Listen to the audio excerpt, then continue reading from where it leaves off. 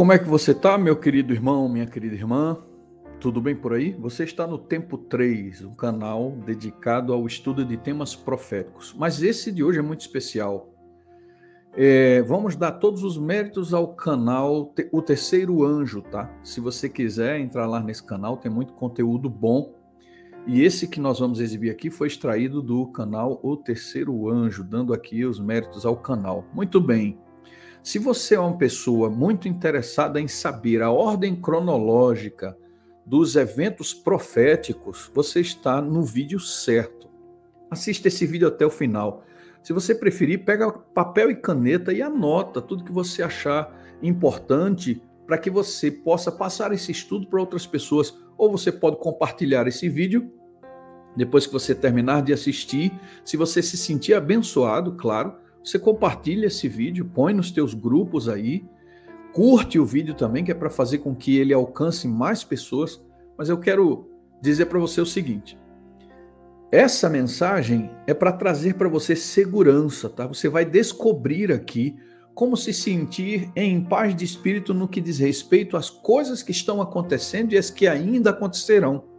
Porque à medida que você vai descobrindo a ordem das coisas, você vai poder ter mais segurança a respeito de como Deus está agindo e preparando uma igreja para o seu retorno, tá bom? O pastor Stefan, que é o autor dessa palestra, desse sermão, vai fazer uma oração agora e eu convido você a orar junto com ele e acompanhar até o fim. Vale a pena, você vai ver. Um grande abraço e a gente se encontra num outro vídeo depois que esse aqui terminar, tá bom? Vai lá e fica na presença do Senhor. Pai Celestial, ao continuarmos nosso estudo, pedimos que Teu Espírito Santo esteja conosco para nos guiar, nos instruir e nos preparar para os grandes eventos que logo explodirão no cenário mundial. Agradecemos pela promessa de Tua presença e reivindicamos essa promessa. Em nome de Jesus. Amém. Parte do que faremos logo no início é uma revisão do que fizemos ontem.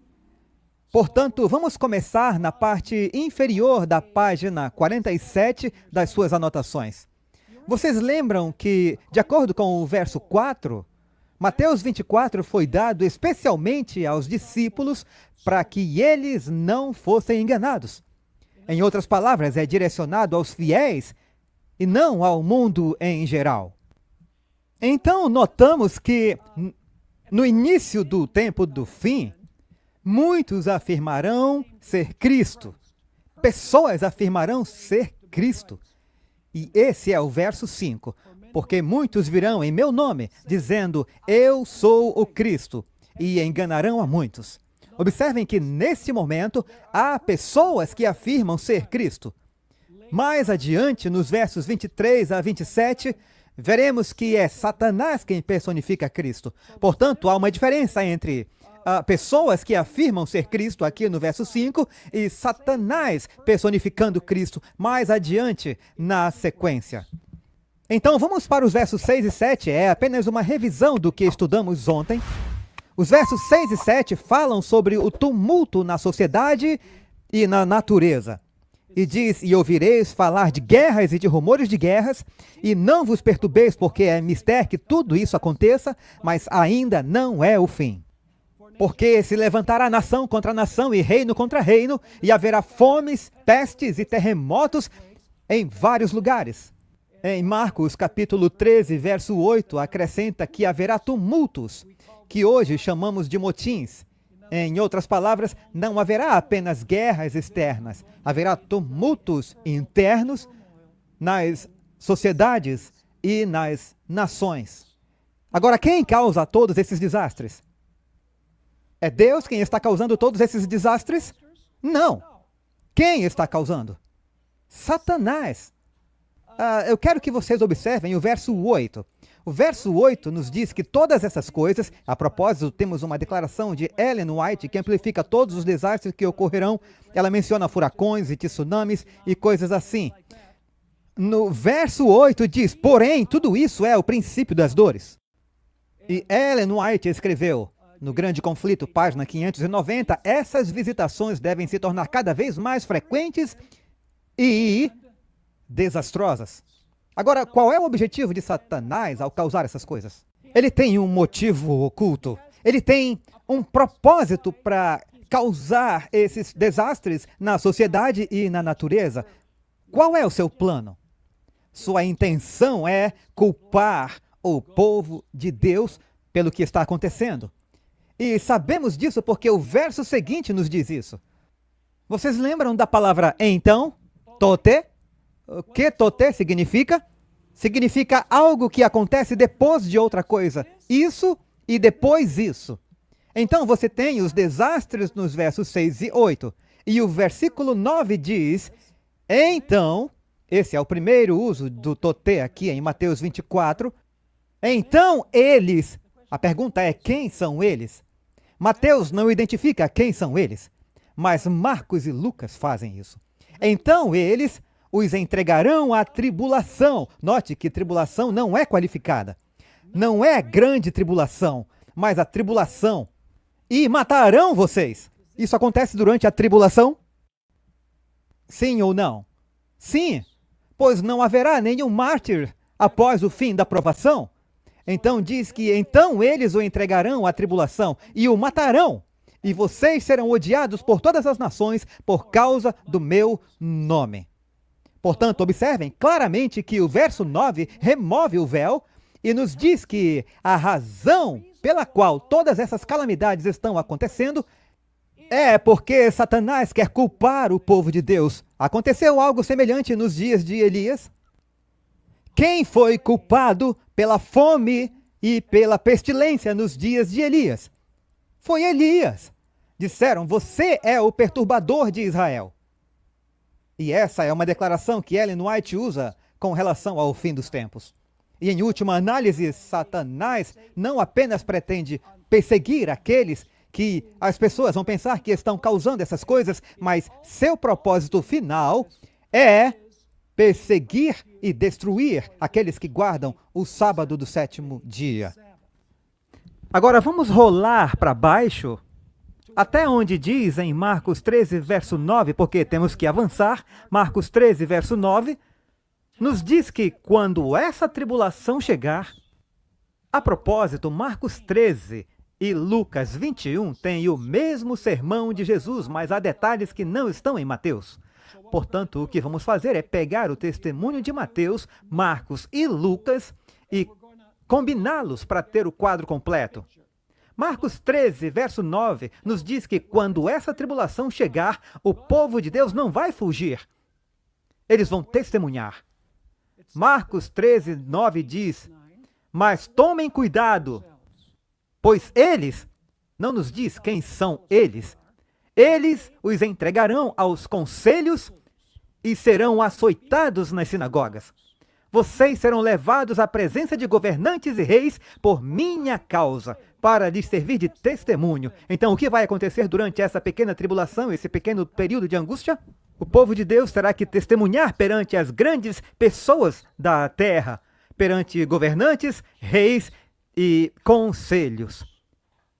Agora, observem o que Ellen White tinha a dizer sobre esse ponto em particular. Em Fundamentos da Educação Cristã, página 217, que está em suas anotações de estudos, ela escreveu que muitos terão que se apresentar em tribunais legislativos, alguns terão que se apresentar diante de reis e diante dos aprendizes da terra para responder por sua fé. Aqueles que têm apenas uma compreensão superficial da verdade não serão capazes de expor claramente as Escrituras e dar razões definidas para a sua fé. Que trágico! Precisamos estudar nossas Bíblias, pessoal. E também no livro Eventos Finais, página 209, Ellen White acrescenta: não nos parece possível para nós que alguém tenha de permanecer como? Sozinhos. Mas se Deus alguma vez falou por mim, virá o tempo em que seremos levados diante de conselhos e diante de milhares por causa do seu nome. E cada um, individualmente, cada um terá que dar a razão de sua fé. Então virão as mais severas críticas a toda a posição que tiver sido tomada em nome da verdade. Precisamos então, agora é que ela nos dá o conselho, precisamos então estudar a palavra de Deus para sabermos por que acreditamos nas doutrinas que defendemos. Portanto, durante essa tribulação, o povo de Deus terá que se apresentar diante dos grandes homens e mulheres da terra, líderes da sociedade, para justificar nossa fé pelas doutrinas que defendemos. Agora, como podemos fazer isso? Bem, agora, antes de responder a essa pergunta, eu quero dizer a quem a palavra eles se refere. Mateus diz que eles vão perseguir, eles vão tentar matar você. Quem são eles? Bem, as passagens paralelas nos dizem quem são eles, e eles são muito improváveis. Observe Lucas capítulo 21, verso 16. Vocês serão traídos até pelos pais, irmãos, parentes e amigos, e eles matarão alguns de vocês. Esses são eles. Em Marcos 13, capítulo 13, verso 12, agora o irmão trairá o irmão até a morte, e o pai trairá seu filho, e os filhos se levantarão contra os pais e os levantarão à morte. Isso não parece possível, parece? Mas tudo isso vai acontecer durante a tribulação. Não a grande tribulação, mas durante a tribulação, que é um curto período de angústia, enquanto a porta da graça ainda está aberta. Ellen White escreveu em Eventos Finais, páginas 150 e 151, as seguintes palavras: amigos, amigos, se mostrarão traiçoeiros e nos trairão. Parentes, enganados pelo inimigo, pensarão que estão fazendo o serviço de Deus ao se oporem a nós e se esforçarem ao máximo para nos levar a lugares difíceis, esperando que neguemos nossa fé. Em Profetas e Reis, página 588, ela escreveu: aqueles que são fiéis a Deus serão ameaçados, denunciados e prescritos, serão traídos. Agora ela está citando Lucas 21, 16. Eles serão traídos pelos pais e irmãos, parentes e amigos até a morte. Agora, quando formos levados perante as grandes pessoas do mundo, os governantes, os reis ou os tribunais, etc., como saberemos o que fazer? E onde obteremos poder para falar? Bem, eu quero que você observe em Lucas 21, versos 14 e 15. Vocês sabiam que o alto clamor e a chuva serôdia estão em Mateus 24, Marcos 13 e Lucas 21? Observem o que diz. Portanto, coloquem isso em seus corações, não meditem de antemão sobre o que responderão, pois eu lhes darei uma boca e uma sabedoria que todos os seus adversários não poderão contradizer ou resistir.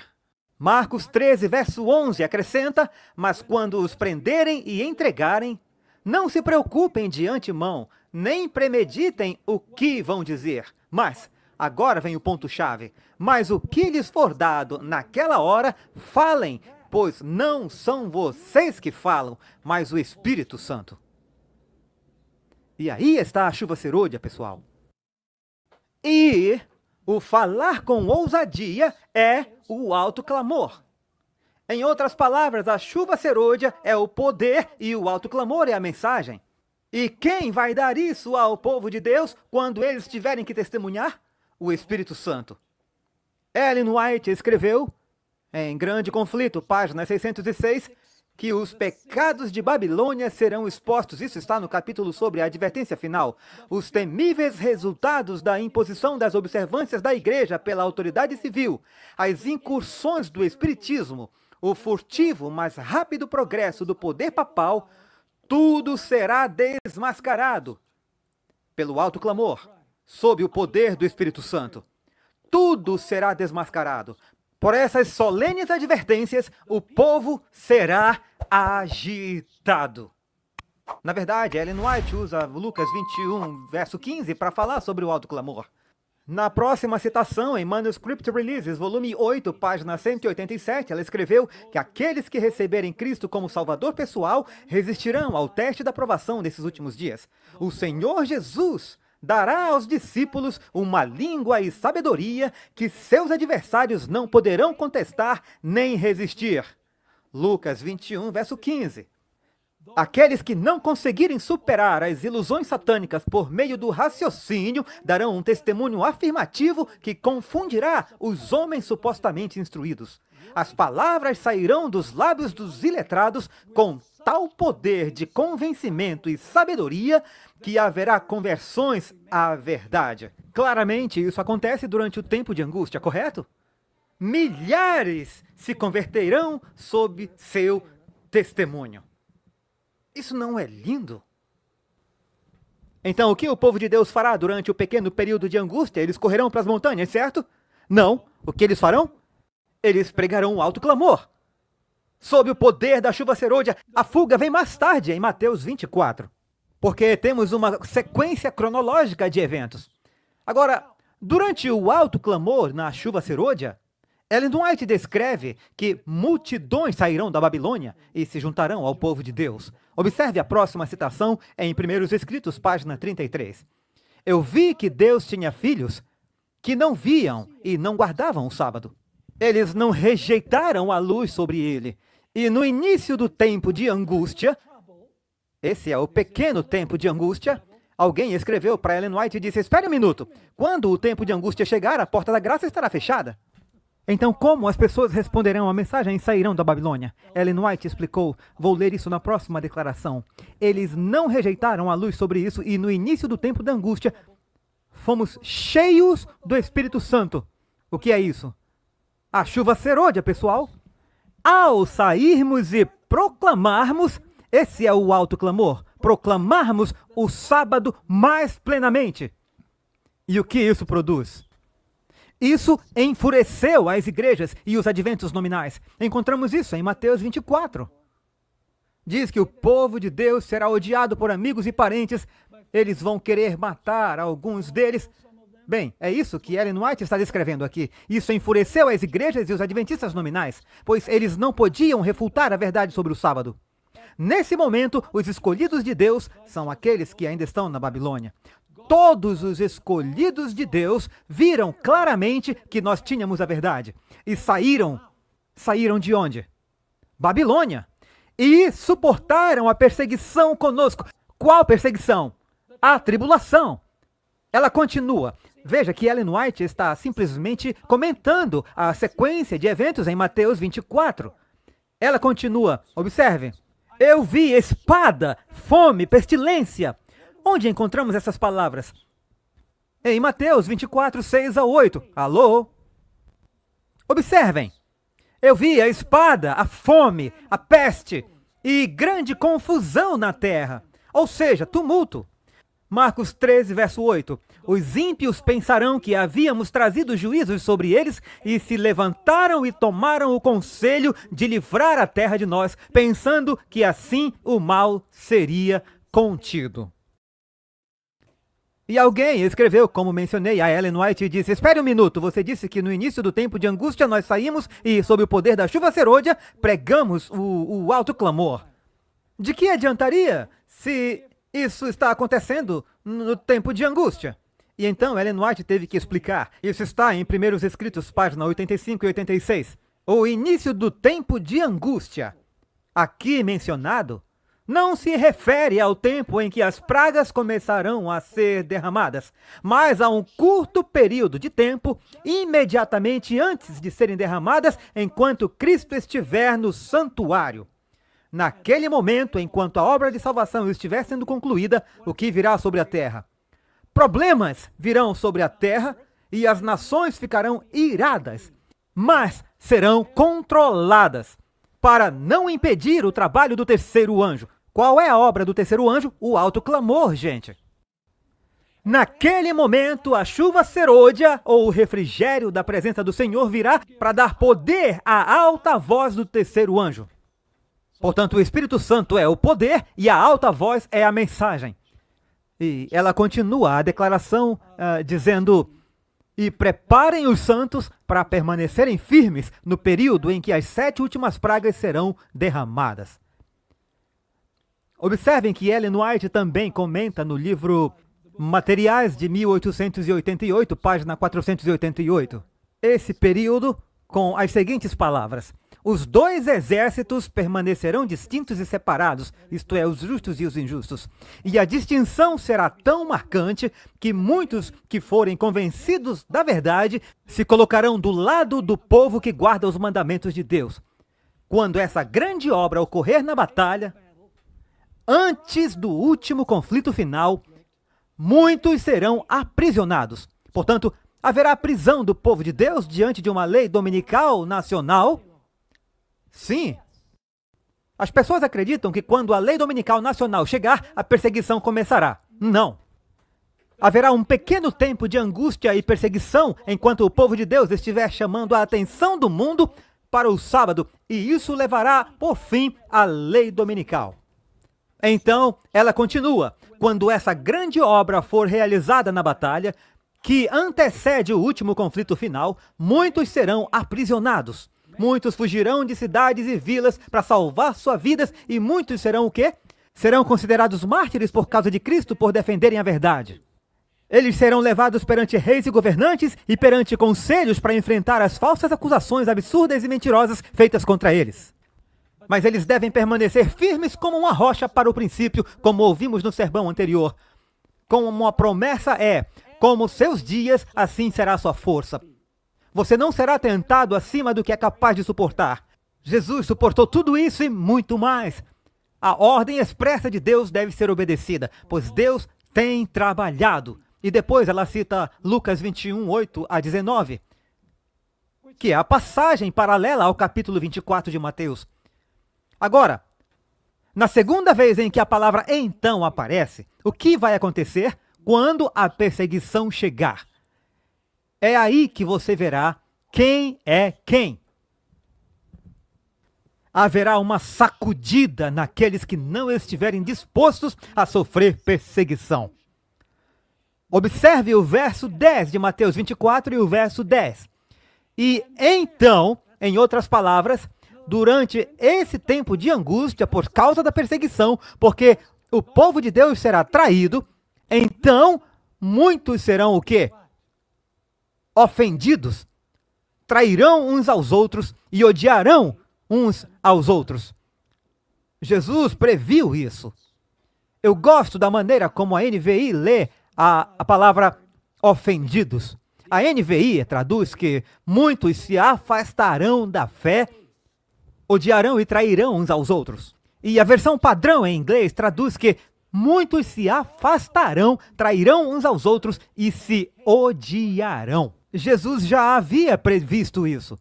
Em João, capítulo 16, verso 2, Jesus disse: estas coisas eu lhes disse, para que vocês não tropecem. Essa palavra tropeçar é a mesma palavra ofendido. É a palavra grega escandalizo, de onde vem a palavra escândalo. Muitos ficarão escandalizados, se você preferir. Eles o colocarão para fora das sinagogas. No final dos tempos serão as igrejas. Sim, está chegando o tempo em que quem matar vocês pensará estar prestando um serviço a Deus. Isso está relacionado com a tribulação que estamos discutindo? Com certeza. Agora, essa palavra, tropeçar, também traduzida como ofender, é usada na parábola do semeador. Em Marcos 4, 16 e 17, ela se refere a indivíduos que são cristãos superficiais. Em outras palavras, elas são um solo representado por um terreno pedregoso, onde não há profundidade de solo. Observem Marcos capítulo 4, versos 16 e 17. Esses também são os que foram semeados em solo pedregoso, que, ao ouvirem a palavra, imediatamente a recebem com alegria, mas não têm raiz em si mesmos. E assim permanecem apenas por algum tempo. Depois, quando vier o quê? Quando surgirem tribulações ou perseguições por causa da palavra, porque você está pregando a palavra, imediatamente eles se escandalizam. Em outras palavras, eles tropeçam e caem. Estão comigo ou não? Portanto, o verso 10 nos diz que qual é a consequência da tribulação? Aqueles que não são fiéis ao Senhor são abalados. Eles vão se escandalizar com a mensagem porque não estão dispostos a sofrer perseguição. E é exatamente isso que Ellen White retrata. Nesse tempo, de acordo com o verso 11, haverá muitos falsos profetas que se levantarão. Ela diz no verso 11, então, e a propósito, a palavra então não é tote, a palavra é kai. Em outras palavras, uma tradução melhor é e durante esse tempo, quando a sacudidura estiver ocorrendo, e muitos falsos profetas se levantarão e enganarão a muitos. Em outras palavras, precisamos conectar o verso 10 com o verso 11. Como muitos que estão deixando a fé porque não querem sofrer perseguição, muitos falsos profetas surgirão durante esse período. É interessante a citação que temos aqui em nossas notas de estudo. Ellen White, no Grande Conflito, página 607, no capítulo sobre a advertência final que tem a ver com a chuva serôdia e o alto clamor, ela escreveu o seguinte: enquanto o povo, isto é, aqueles que sairão da Babilônia, enquanto o povo vai até seus antigos professores com a ansiosa pergunta, essas coisas são verdadeiras? Então, o que está sendo pregado por essas pessoas, o alto clamor, é isso mesmo? Observem, os ministros apresentam fábulas. Qual é a próxima palavra? Profeta. São eles falsos profetas, então? Que profetizam coisas suaves para acalmar seus medos e tranquilizar a consciência desperta. E Ellen White até afirma que grandes homens da Igreja Adventista apostatarão. Observem essa declaração, essa triste declaração em Grande Conflito, página 608. Grande Conflito 608. À medida que a tempestade se aproxima, uma pequena classe... Oh, obrigado, vocês estão comigo, foi um longo dia. À medida que a tempestade se aproxima, uma grande classe que professou fé na mensagem do terceiro anjo. Há alguém em outra igreja que professa fé na mensagem do terceiro anjo? Não. São os adventistas. Mas não foram santificados pela obediência à verdade, abandonaram sua posição e se juntaram às fileiras da oposição. Homens de talento e de discurso agradável, que antes se regozijavam na verdade, empregam seus poderes, esses são os falsos profetas que, mais uma vez, deixam a igreja adventista, empregam seus poderes para enganar e iludir as almas. Eles se tornam inimigos mais ferrenhos dos seus antigos irmãos. Quando os guardadores do sábado são levados perante os tribunais para responder sua fé, a propósito, isso está no capítulo sobre a advertência final, a chuva serôdia e o alto clamor. Portanto, mais uma vez, quando os guardadores do sábado são levados perante os tribunais para responder por sua fé, esses apóstatas são os agentes mais eficientes de Satanás para deturpá-los e acusá-los por meio de falsos relatos e insinuações e incitar os governantes contra eles. Isso parece inacreditável. Mas Mateus 24 nos diz que vai acontecer. Outra citação. Testemunhos 5, página 463. O trabalho que a igreja deixou de fazer em um tempo de paz e prosperidade, ela terá que fazer em uma crise terrível, sob as circunstâncias mais desanimadoras e proibitivas. Veja por que não aproveitamos esses tempos de relativa paz. As advertências, ouça com atenção, as advertências que o conformismo mundano silenciou. O que silenciou a advertência? Conformismo o quê? Mundano. A advertência que o conformismo mundano silenciou ou reteve deve ser dada sob a mais feroz oposição dos inimigos da fé, ou seja, durante a tribulação. E nesse momento, os conservadores superficiais, não estou falando de conservadores teológicos, veremos daqui a pouco. A classe conservadora superficial, cuja influência tem impedido o progresso da obra, renunciará a fé e se posicionará ao lado dos inimigos declarados para os quais sua simpatia tem tendido há muito tempo. Esses apóstatas manifestarão então a mais amarga inimizade, fazendo tudo o que estiver ao seu alcance para oprimir e difamar seus antigos irmãos e provocar indignação contra eles. O dia está diante de nós. Os membros da igreja serão testados e provados individualmente. Eles serão colocados em circunstâncias em que serão forçados a prestar testemunho da verdade. Muitos serão chamados a falar perante conselhos e tribunais de justiça, talvez separadamente ou sozinhos.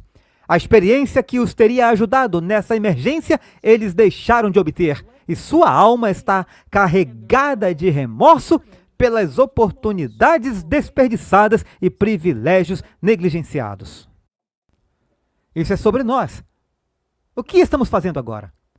Estamos nós estudando a profecia em profundidade? Na verdade, entendemos em sua plenitude a mensagem da Igreja Adventista? Conseguimos explicá-la? Teremos que fazer isso um dia.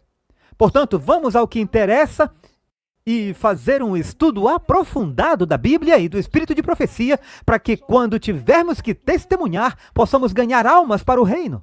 Porque, em última análise, é disso que se trata, não é ganhar uma discussão. Daí alguém poderia dizer: e quanto à classe conservadora, ou seja, aqueles que acreditam que precisamos ser cuidadosos com nossa dieta e que precisamos ser cuidadosos ao guardar o sábado e assim por diante, é isso que é a classe conservadora? De forma alguma. Veja essa citação de Ellen White.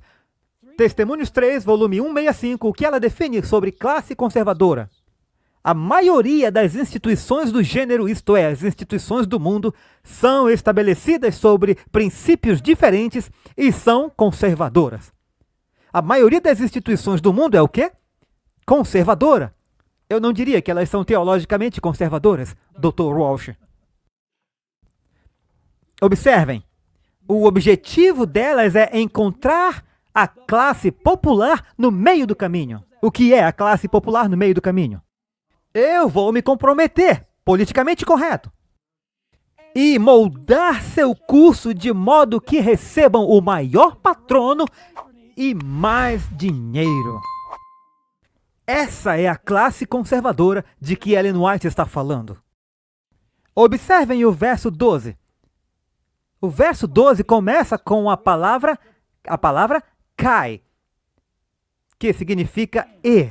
Ou seja, o verso 12 é uma continuação do verso 11. Ela não diz, então, isso. É uma continuação do que acontece durante esse período de apostasia. No verso 12 diz: e, porque a iniquidade abundará, quando as pessoas estiverem abandonando a verdade, abandonando a igreja, o amor de muitos esfriará. Esfriará. Deixa eu perguntar, dá para esfriar algo que não estava quente antes? Não! Quer dizer que alguns parecem estar quentes e se tornam frios. Por que se tornam frios? O que faz com que eles se tornem frios? Bem, a resposta está bem ali no verso. A iniquidade abundará.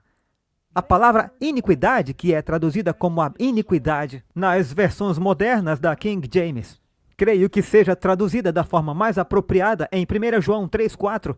Uma palavra grega é traduzida como transgressão da lei. Ou seja, a lei, a palavra iniquidade, é o mesmo que transgressão da lei em 1 João 3,4. Por que o amor de muitos se esfriaria? Por causa da transgressão de quê? Da lei. Qual mandamento especificamente está envolvido aqui? O quarto mandamento, o mandamento do sábado. A propósito, o pastor Gallimore se referiu a isso esta manhã em seu sermão. Aqui estão aqueles que o quê?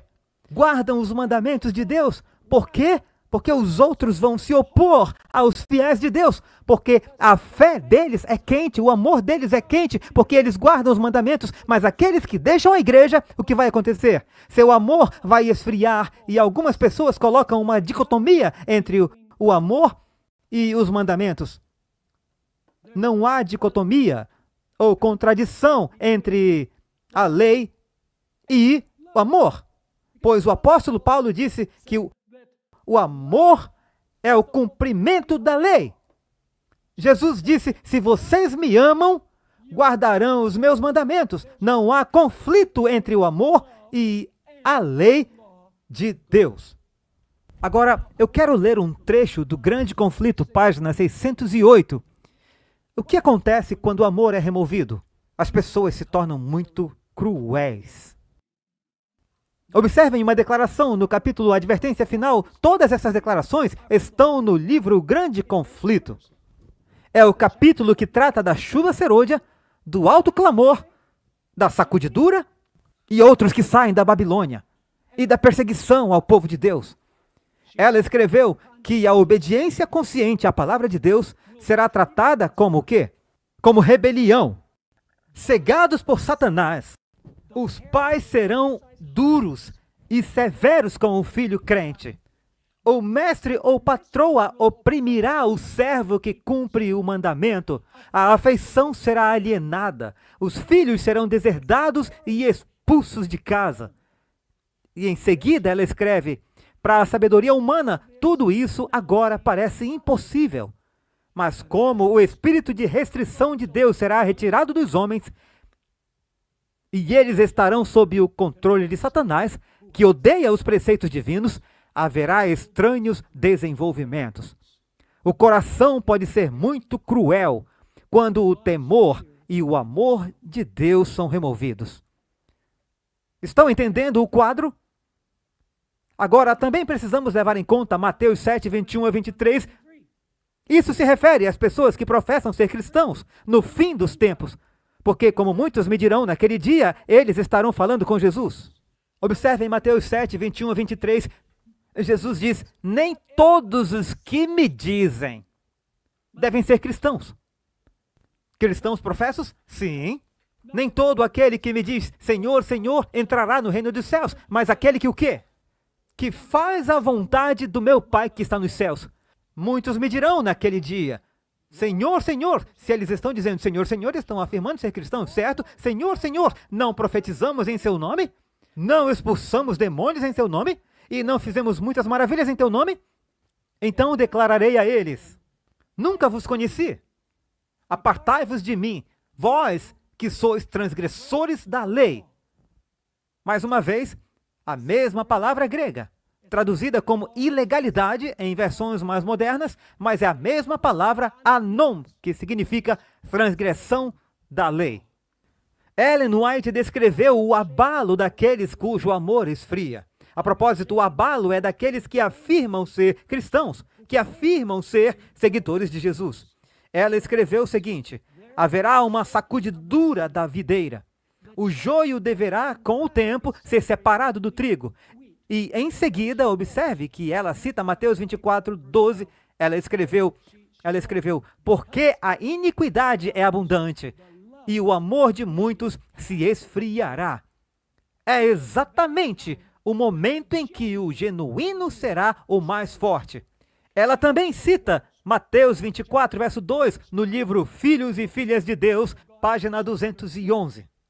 Antes de tudo, ela cita o verso: e por se multiplicar a iniquidade, o amor de muitos esfriará. O pecado poluiu a própria atmosfera.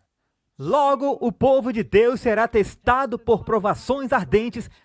E observe essa triste declaração. E a grande proporção daqueles que agora parecem ser genuínos e verdadeiros se revelará como metal básico. Em vez de serem fortalecidos e confirmados pela oposição, ameaças e abusos. Lembram do sermão que acabamos de ouvir? Isso deveria nos fortalecer, não nos enfraquecer. Como ela escreveu, em vez de sermos fortalecidos e confirmados por ameaças e abusos da oposição, eles covardemente tomarão o partido dos opositores. Então ela escreve para defender a verdade e a justiça. Quando a maioria nos abandonar para lutar as batalhas do Senhor, quando os campeões forem poucos, este será o nosso teste. Eu gosto da maneira como ela expressa isso. Nesse momento, devemos obter calor da frieza dos outros, coragem de sua covardia e lealdade de sua traição. Bastante deprimente, não? Tenhamos certeza de estar do lado certo, pessoal. Agora, vamos ao verso 13. A razão pela qual eu estou analisando tudo isso é que eu já analisei um pouco na série de Mateus 24, mas estou analisando isso porque queremos ver quando a personificação de Cristo por Satanás ocorrerá. E amanhã, no sermão, daremos muitas informações adicionais, além das que temos em Mateus 24, verso 13. E a pergunta é, então, todo mundo vai fugir? Não, não, não, não, não. Note o contraste. Mas, como começa o verso 13? Mas, aquele que o quê? Que perseverar até o fim será salvo. Ou seja, em contraste com aqueles que caem, aqueles que perseverarem até o fim serão salvos. Agora, o significado da raiz da palavra perseverar em grego, que é homenô, significa permanecer. Esse é o significado da palavra perseverar aqui. Portanto, se refere àqueles que permanecem e não são abalados durante o pequeno período de angústia. Uma versão traduz como aquele que resiste até o fim. Outra traduz como aquele que permanece firme até o fim. E a ESV traduz como aquele que continua sendo fiel até o fim. De acordo com o dicionário exegético do Novo Testamento, um substantivo relacionado, huomeno, significa independente, inflexível, desafiadora em face do infortúnio agressivo e, portanto, um tipo de coragem. A propósito, essa palavra oomané é a palavra que é usada aqui em Apocalipse 14, 12. A paciência dos santos. E então chegamos ao verso 14. É aqui que encontramos a terceira referência à palavra totem. Então, e esse evangelho do reino será pregado em todo o mundo, como testemunho a todas as nações, e então virá o fim. Esse verso leva você até o fim, não é? Mas ainda há coisas que precisam ser ditas e que acontecerão antes do fim. Portanto, no próximo verso, vamos voltar no tempo.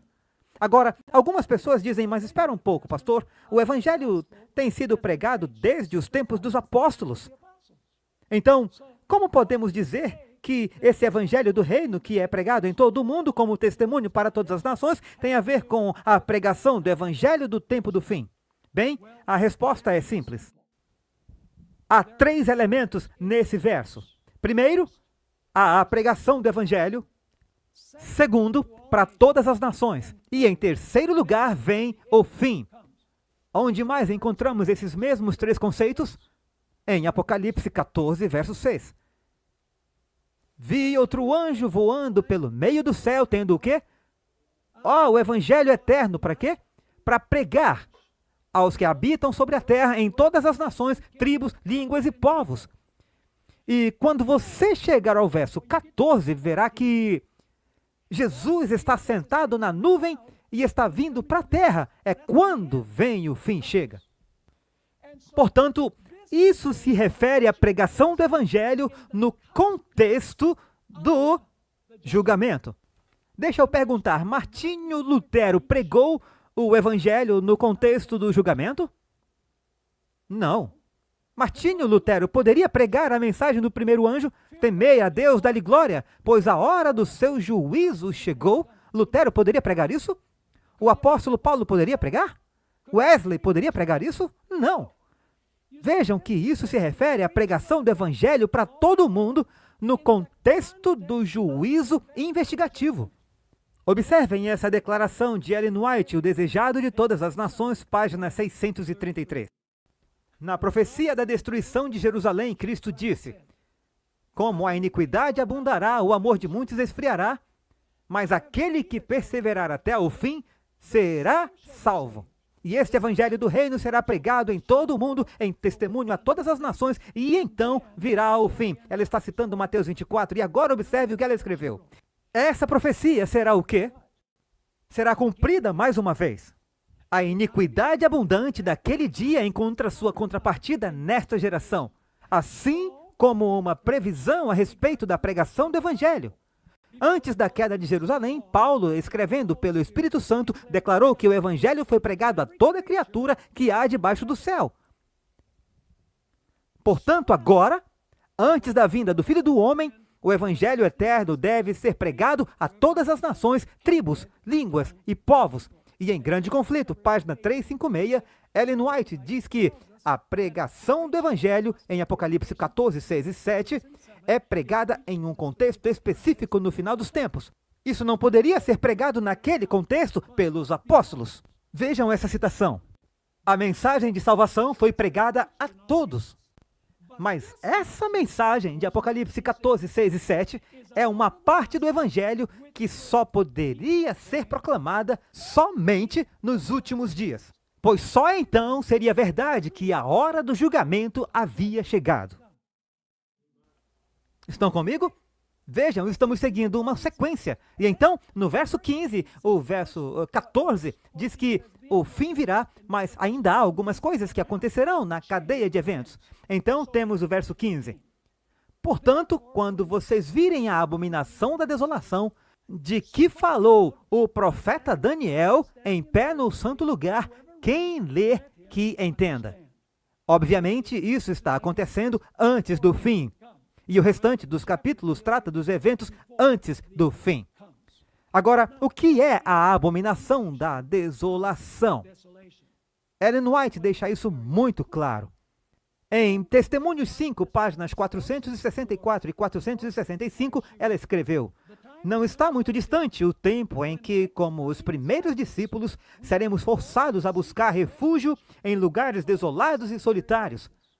Assim como o cerco de Jerusalém pelos exércitos romanos foi o sinal de fuga para os cristãos da Judéia, a assunção do poder por parte de nossa nação, no decreto que impõe o sábado papal, será um aviso para nós.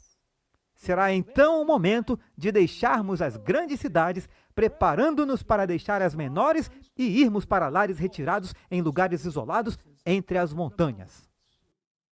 Ainda em Testemunhos 5, página 451, ela escreveu: assim como a aproximação dos exércitos romanos foi um sinal para os discípulos da destruição iminente de Jerusalém, assim que essa apostasia esteja se referindo à apostasia dominical, que essa apostasia seja um sinal para nós de que o limite da tolerância de Deus for atingido, que a medida da iniquidade de nossas nações está cheia, e que o anjo da misericórdia está prestes a levantar voo para nunca mais voltar.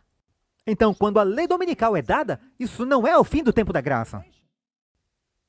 Mas está próximo desse tempo, pois ela diz que esse é um sinal de que a tolerância de Deus, que a medida da iniquidade de nossa nação está cheia e que o anjo da misericórdia está prestes a levantar voo para nunca mais voltar. E então ela fala sobre fugir. O povo de Deus será então mergulhado naquelas cenas de aflição e angústia que os profetas descreveram como o tempo de angústia de Jacó.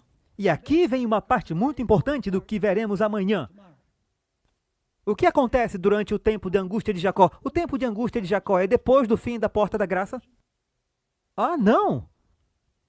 O tempo da angústia de Jacó, pessoal, é depois do fim do tempo da graça. Leiam o capítulo de Grande Conflito, o tempo de angústia. Quando o povo de Deus dá o alto clamor? Para que Deus os livre. No tempo de angústia de Jacó. Lembrem disso, voltaremos a esse assunto. Os clamores dos fiéis, uma vez perseguidos, sobem ao céu. Quando os clamores do povo de Deus sobem ao céu para serem libertados? É durante o tempo de angústia de Jacó. Não se esqueçam disso. Voltaremos a esse assunto. Portanto, nas duas citações que lemos, podemos resumir os seguintes pontos. A lei dominical nacional será legislada e aplicada. Número 2, quando a lei dominical for legislada e aplicada, a porta da graça está prestes a fechar, porque a medida da iniquidade de nossa nação está cheia, o limite da tolerância de Deus foi atingido e o anjo da misericórdia está prestes a fugir para nunca mais voltar. A lei dominical será um sinal para que o povo de Deus fuja para lugares desolados. Nesse ponto, o povo de Deus não estará indo às cidades para pregar, mas sim fugindo das cidades. Então vem o próximo ponto, que é a grande tribulação, ou o tempo de angústia de Jacó. E no tempo de angústia de Jacó, é quando os eleitos irão o quê? Clamarão a Deus por libertação. Está claro? E depois de falar sobre ver o sinal, o povo de Deus deve fugir. Veja os versos 16 ao 19. A quarta vez que a palavra toté é usada. Então, quando a abominação da desolação for estabelecida, então os que estiverem na Judéia fujam para as montanhas. Quem estiver no eirado, não desça para tirar coisas alguma de sua casa. E quem estiver no campo, não volte para buscar as suas vestes. Mas ai das grávidas e das que estiverem amamentando naqueles dias. Então vem o verso 20. Muitas vezes no evangelismo citamos o verso 20 para provar que Jesus ensinou que deveríamos guardar o sábado 4 anos antes de ele ascender ao céu. Mas agora, no contexto, descobrimos que todos aqueles que fogem são guardadores do sábado. Observem o verso 20. E orem para que a sua fuga não seja no inverno ou no sábado. Os que fugirem guardarão qual dia da semana? O sábado. E em seguida, observem o verso 21 e 22, então a grande tribulação começará. Quando o povo de Deus fugir, a grande tribulação começará. Esse é o grande tempo de angústia. Esse é o tempo de angústia de Jacó. Observem, para então, mais uma vez a palavra toté, para então haverá uma grande tribulação, como nunca houve desde o início do mundo até esse tempo, nem nunca haverá. E a menos que esses dias não sejam abreviados, nenhuma carne será salva. Mas por causa dos eleitos, esses dias serão abreviados. E observem o que Ellen White escreveu em Grande Conflito, página 616. O povo de Deus será imediatamente após a lei dominical. Quando o povo de Deus tiver fugido, o povo de Deus será então mergulhado naquelas cenas de aflição e angústia descritas pelo profeta como o tempo de angústia de Jacó. Assim diz o Senhor, ouvimos uma voz de tremor, de temor, de medo, não de paz. Todos os rostos se tornaram pálidos, porque aquele dia é tão grande que não há outro igual a ele. É mesmo o tempo da angústia de Jacó, mas dele ele será salvo. E então vem a personificação da vinda de Cristo. Observem, é a 6ª vez que a palavra toté aparece. Então, se alguém lhe disser que você vê aqui o Cristo ou ali, não acredite. Pois falsos cristos e falsos profetas se levantarão e mostrarão grandes sinais e maravilhas para enganar, se possível, até mesmo os eleitos. Portanto, se lhe disserem, olhem, ele está no deserto, não saiam nem se procurem. Ele está nos aposentos internos, não acreditem nisso, pois assim como o relâmpago vem do leste e brilha no oeste, assim também será a vinda do Filho do Homem. Quando é que a personificação de Cristo vem por Satanás? Quando é que isso acontece? Ela ocorre durante a grande tribulação, após o fechamento da porta da graça. E forneceremos muitas evidências adicionais em nosso estudo de amanhã. E então, observe o verso 29. Imediatamente após o quê? Da tribulação, o final da tribulação. Imediatamente após a tribulação daqueles dias, o sol escurecerá, a lua não dará a sua luz, e as estrelas cairão do céu, e os poderes dos céus serão abalados. E algumas pessoas dizem, isso está fora de ordem. Porque isso já aconteceu em 1780 e 1833. Não. Quando isso acontece, os sinais no sol, na lua e nas estrelas ocorrem quando Jesus está prestes a voltar. Os outros são sinais de que sua vinda está próxima. Há um capítulo inteiro nesse grupo de nota de estudos que não vamos conseguir ler. Eu espero que vocês leiam esse capítulo. Houve sinais no céu, na lua e nas estrelas no passado e haverá novamente no futuro. Ellen White escreveu em Grande Conflito 636 e 637, no capítulo sobre o povo de Deus libertado, essa voz sacode os céus e a terra. Há um grande terremoto, como nunca houve desde que há homens sobre a terra. A propósito, o terremoto é tão grande que ocorre antes mesmo do início da segunda vinda. Porque no verso 30 diz, essa é a 7ª vez que a palavra toté aparece.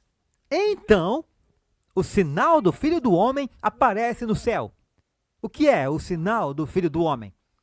Grande conflito, 640 e 641 diz, em breve aparecerá no oriente uma pequena nuvem negra com cerca de metade do tamanho da mão de um homem. É a nuvem que circunda o Salvador e que à distância parece estar envolta em escuridão. O povo de Deus sabe que esse é o sinal do Filho do Homem. Em silêncio solene, eles a contemplam à medida que ela se aproxima da terra, tornando-se mais clara e mais gloriosa, até se tornar uma grande nuvem branca, tendo em sua base uma glória como fogo consumidor. E acima dela, o arco-íris da aliança, Jesus cavalga como um poderoso conquistador. E então, o que acontece quando o sinal do Filho do Homem é visto no céu? O verso 30 nos diz que, então, todas as tribos, essa é a 8ª vez que a palavra então aparece. E então, todas as tribos da terra se lamentarão e verão o Filho do Homem vindo sobre as nuvens do céu com poder e grande glória. E a última vez que a palavra então é usada, não aparece em Mateus, mas aparece em Marcos, verso 31. E então, ele enviará os seus anjos com grande clangor de trombeta, os quais reunirão os seus escolhidos desde os 4 ventos, de uma a outra extremidade do céu. Pergunta: Mateus 24 está em ordem cronológica? Sim. Está em ordem cronológica, pessoal? Não se pode extrair a personificação de Cristo vindo por Satanás e projetá-la de volta ao tempo de angústia. Você tem uma cadeia de eventos em Mateus 24.